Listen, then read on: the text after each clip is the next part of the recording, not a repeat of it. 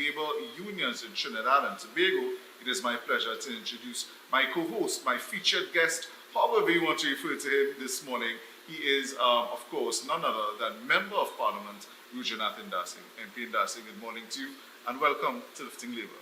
Thank you very much, Kiran. Pleasant good morning to you and, of course, your viewing audience on Real TV. It is a pleasure for me to be here on Lifting Labour, working for workers in Trinidad and Tobago, and, of course, I look forward to our discussion this morning. Well, MP, it's interesting that you said working for workers. What do you believe as we go into the discussion on labour and politics, and perhaps something that you will enjoy to talk about, general election 2025, the bell has rung, and Prime Minister Stuart Chung has lifted the veil in terms of the date. We know that the date for the general election is April the 28th. Are you ready, MP Indarsingh? Well, definitely the United National Congress under the leadership of Kamala Persad-Bissessar has made it very clear that the UNC is ready for the general election 2025. We have been working with all stakeholders in society. As you would know, and Trinidad and Tobago, we have been pursuing what is called a united coalition of interest. Talks are ongoing, and of course, there has been ongoing discussion with the labour movement towards the pursuit of workers or labour agenda. And only yesterday evening, there was a discussion at the party's headquarters with the new leadership of the Public Services Association led by Ms. Felicia Thomas and a new executive, and there were also representatives of the UNC. The team was led by Deputy Political Leader Jerlyn John and included Dr. David Lee, another Deputy Political Leader, myself, and Senator Wade Mark, a long-standing advocate for workers' rights and the workers' agenda, and overall people's interest in Trinidad and Tobago. Well, MP Indarsingh, let me ask you the question, because I have found that Labour is featured very often in this general election road. The United National Congress is a political party on its own, but the opposition leader and the UNC political leader, Kamala Persad-Bissessar, has come out and said that she's interested in a coalition of interests, which includes Labour. Why include Labour, MP Indarsingh? Well, historically, the United National Congress has been a party, when you go back in history and you do a comparison between the UNC, the People's National Movement, and other parties that have emerged within the political landscape of this country, the UNC was really the United Labour Front. It was born out of that great struggle. In fact, yesterday, the 18th of March, would have been the anniversary of what was called Bloody Tuesday, that march for peace, brother, social justice, and equality that led to the formation of the United Labour Front. And with the passage of time, the United Labour Front has been part and parcel, whatever political incarnation, whether it was the accommodation, the alliance, the NAR, Club 88, the UNC, the People's Partnership. It has been one that has focused on looking after, because when you look after the citizens' interest, you look after workers, you look after working families, and this is why we continue to remain rooted in a labour agenda, a workers' agenda, people-centered development, improving your quality of life and standard of living, and that has been the root anchor of the UNC. MP Indarsingh, you've spoken about the UNC's history in terms of its rooting in labour, but it seems to me, and perhaps to many people out there, that labour seems to swing in terms of political support. As a matter of fact, one of the most recent memories that the country might have of a labour union is that of Ansel Roger, who's the President General of the OWTU, dragging a mannequin of your political leader all over Port of Spain. Now that seems to be somewhat water under the bridge.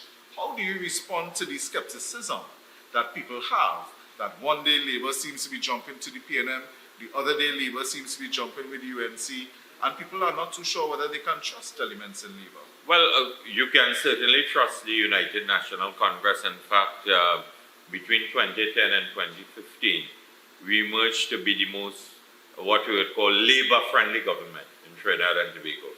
And just to recap a few points, we were able to create 56,000 jobs. We settled 135 negotiations. We paid over $5 billion in back pay. We facilitated the collective bargaining process.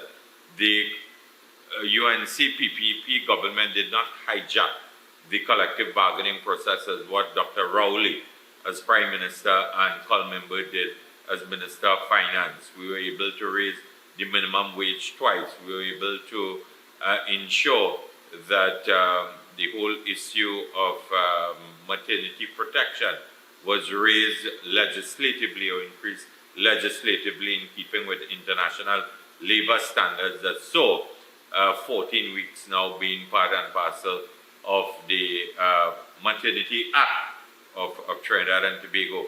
And I could go on and on this morning. Time will not allow me, but I will tell you that that is why the leadership of Mrs. Prasad Bissessa and the UNC has seen how the labor movement has been decimated, the working class, the middle class. Over 120,000 persons have lost their jobs. The energy sector has collapsed. This government, interestingly, I think that the Prime Minister, the former Prime Minister, Dr. Rowley, said that the government restructured Petrotrin. I mean, that is a hogwash in terms of you actually sent home 5,000 plus workers. The services sector that was linked to the energy sector and Petrotrin. Companies have closed where it has impacted upon over 5,000 plus persons. So overall, 10,000 working families were impacted by the closure of Petrotrin. And you have the audacity to come to the population and tell the population that the government restructured Petrotrin. TSTT, thousands of workers have gone home. At the Hospitality Institute, UTT, the energy sector in Point Lisa, which is located in the constituency of Cuba South, a number of persons, hundreds of workers have been sent home.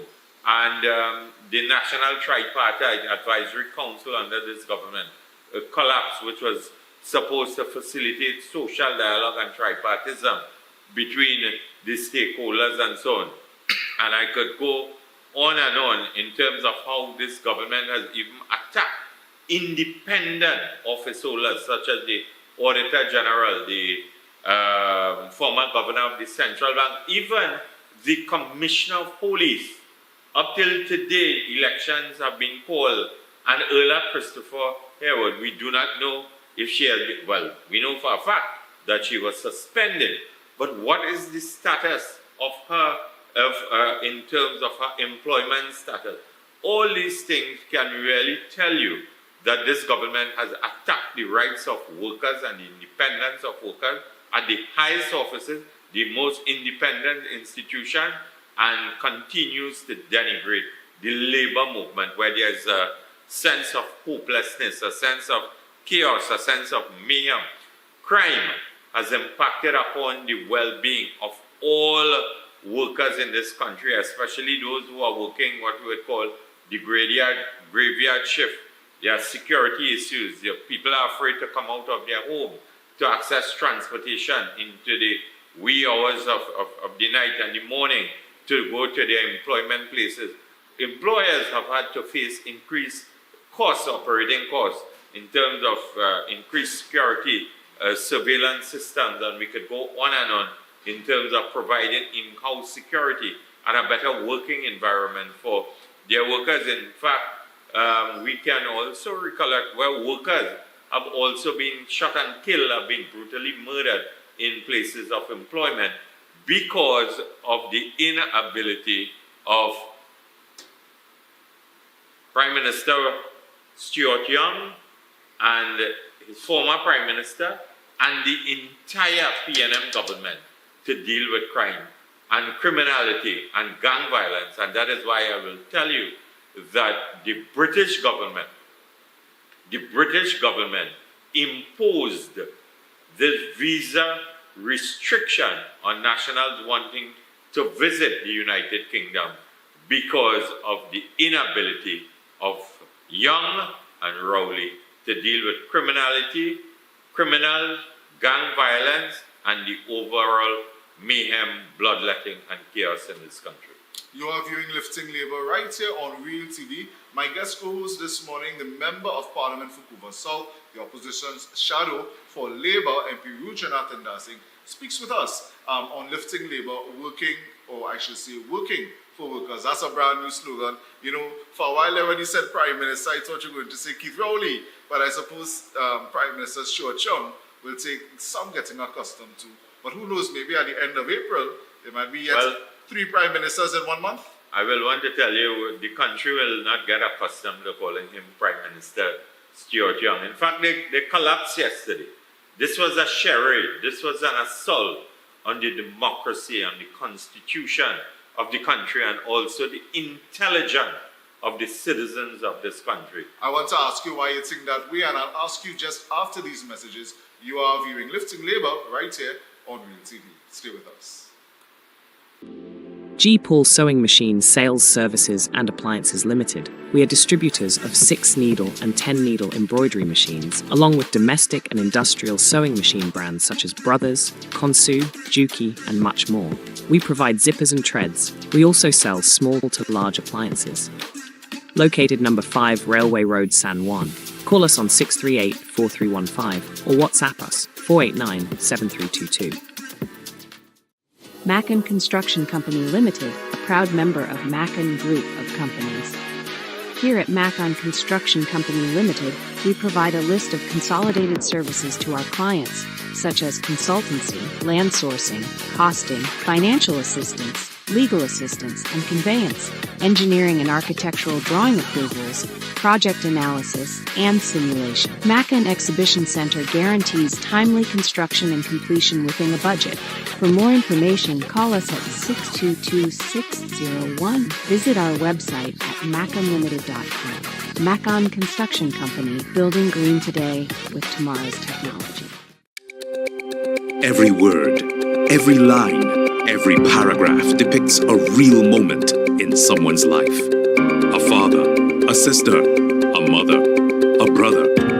We at Newsday are dedicated to you.